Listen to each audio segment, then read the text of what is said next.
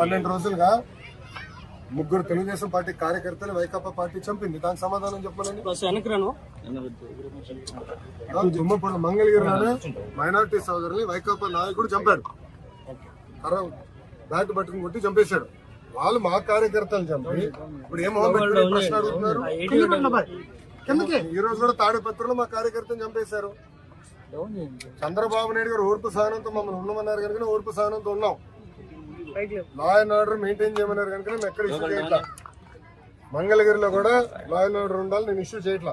చెప్తున్నా, మిమ్మల్ని అడుగుతున్నా, ఎక్కడండి వైకాపా కార్యకర్త ఎవరు దెబ్బ తగిలింది, ఎవరిని చంపా? మేము ఒక్కటి జోలికి వెళ్ళాం. మేము వాళ్ళు ముగ్గురు మమ్మల్ని చంపి తిప్పి మా పైన ఆరోపణ చేస్తాం. కరెక్ట్ గా రుషికొండ ప్యాలెస్ బహిర్గతం అయింది.